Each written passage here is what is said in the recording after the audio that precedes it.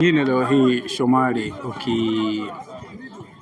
upo zako Simba na kwenye safu yako ya ulinzi umecheza na walinzi wengi, tukikwambia Shomari tunakuacha kwenye mipira ya cross, yani ile zile pinpoint pass, unamchagua mlinzi gani? Anayepiga au anayeshambulia? Vyote.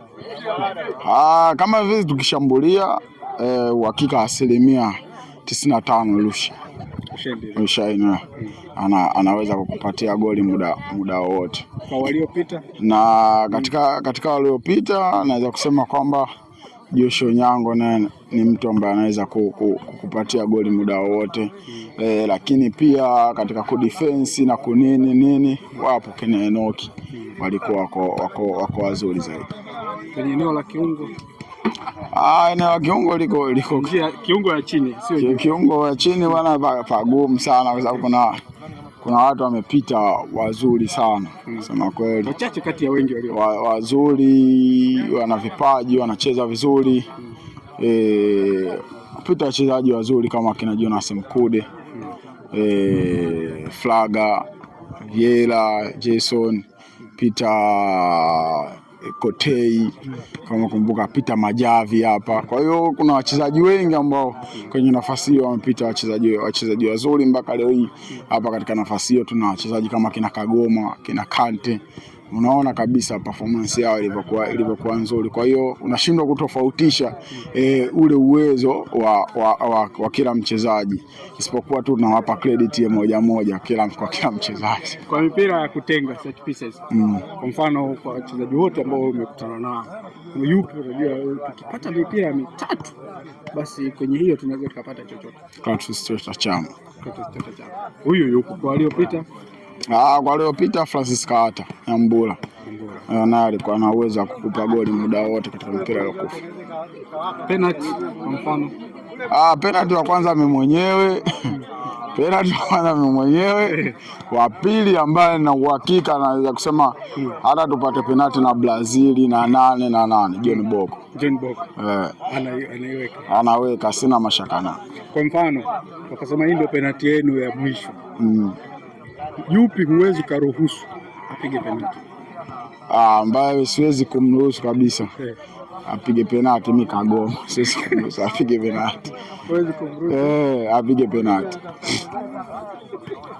Huwezi kuruhusu apige penalty. Kwa nini tukome? Kwa sababu kwanza yeye mwenyewe apendi.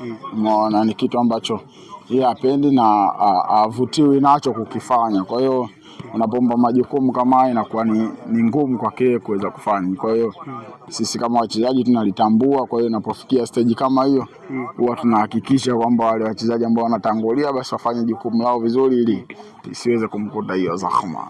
Wewe ni mchezaji ambaye unasifika sana kwa kumwaga maji, kwa maana zile cross. Pengine nje ya wewe ni mchezaji gani ambaye unaamini alikuwa bora sana kwenye mipira ya cross? Ndio, wachezaji wako wengi ambao walikuwa wanafanya vizuri. Kwa mfano kulikuwa kuna wachezaji ambao mimi nilikuwa na waadmire na waangalia, walikuwa kama kina Cholo ambao walikuwa wanacheza huko nyuma, lakini katika hapa kipindi cha katikati walikuwa wapo wachezaji ambao wengine wamecheza Yanga kama Juma Abduli.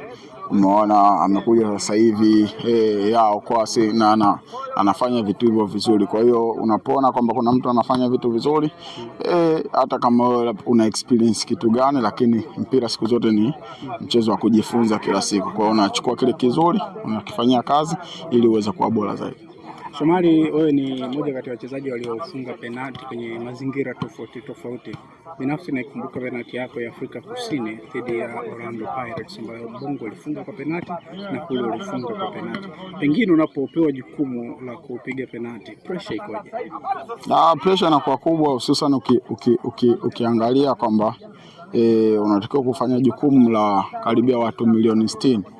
Kwa hiyo unaona kabisa low za watu wa milioni 60 ziko nyuma yako, matarajio yao yote yako nyuma yako. Kwa hiyo si kitu chepesi, ni kitu kigumu, lakini ndio tayari tena tuko katika mchezo wenye pressure, kwa sababu mpira ni mchezo wa pressure. Kwa hiyo huwezi kuweza kuikwepa pressure afu ukasema ni mchezaji wa mpira. Kwa hiyo ile pressure unayoipata ndio inakufanya unakuwa bora zaidi. Kwa hiyo ile pressure ambayo iko pale inafanya akili yako inakomaa na unaenda kufanya maamuzi ambayo yako sahihi na unaweza kuwapatia goli na watu milioni 60 unawapatia furaha kwa dakika moja.